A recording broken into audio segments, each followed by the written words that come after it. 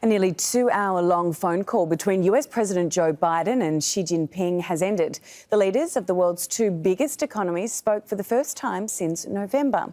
Washington wants to stop Beijing from providing military and economic help to Vladimir Putin. Chinese state media reports Xi has told Biden that conflict is not in anyone's interest. For more on this, let's head to the White House, where our correspondent Kimberly Halkett is standing by. Kimberly, first time these two leaders have spoken since the war in Ukraine began. What are the two men trying to achieve, and are there any hints of any progress? Well, what we know is from the U.S. side, the White House press secretary was very clear about what the United States and the West was hoping to achieve, and that was to really pin down from a U.S. standpoint, from the Western standpoint, where exactly China stands with regard to its relationship with Russia. In other words, there has been grave concern about in the words of the White House press secretary Jen Psaki, the absence of denunciation by China with regard to the Russian invasion of Ukraine. And according to her, she believes that speaks volumes around the world. And as a result, there's also been a lot of concern about the alignment between China and Russia. Specifically, reports that China has potentially been selling weapons to Russia to assist in the ground fighting as well as in the air. And so this has been something that the U.S. president was hoping to try and secure in terms of where this relationship is moving forward, where the United States can count on China, and whether or not the United States and the West can count on China to use its economic leverage with Russia to potentially secure a ceasefire in this conflict.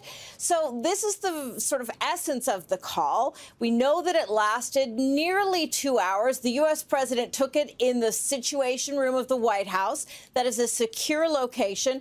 And that this comes on the heels of a discussion that took place earlier in the week between the National Security Advisor, Jake Sullivan, and his counterpart in Rome. That conversation lasting about 7 hours. So you can see there was a lot to discuss, and again, a lot of concern about where China stands and whether or not it will assist in trying to resolve this crisis. And Kimberly, as you mentioned, it's no secret that this relationship has been strained at the best of times. Talk us through the relationship between Xi and Biden.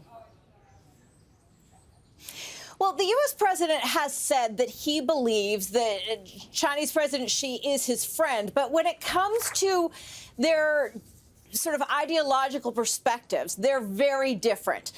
The U.S. president spoke about this, in fact, as he was speaking at a luncheon on Capitol Hill just on Thursday. He said that Chinese President Xi believes that there is no future for democracy, and the U.S. president believes just the opposite. He believes that this is an inflection point in history. In other words, that the battle right now globally is between autocracies and democracies. The U.S. president believing democracies will prevail, and that is not a view shared by Chinese President Xi. And so this is where the battle of ideologies comes in, and it really transcends everything, whether it's the military, whether it's the economy, whether it is the social structure of these two nations. And this is why their differences have been at times so difficult to resolve. And we've seen this play out for years, not just when it comes to the economic relationship, the sanctions that have been levied against one another and their economies,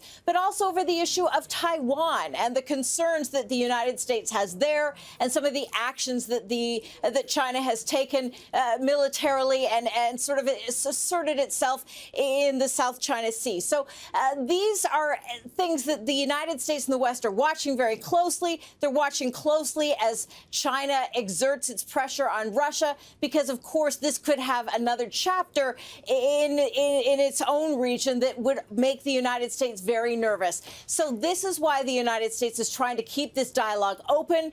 The press secretary believes that there is the opportunity to resolve some of these differences and at the same time have a potential ceasefire in this imminent crisis. Oh, to be a fly on the wall during that conversation, Kimberly. Thank you very much for breaking it down for us. Kimberly Halkett, live for us in Washington, D.C.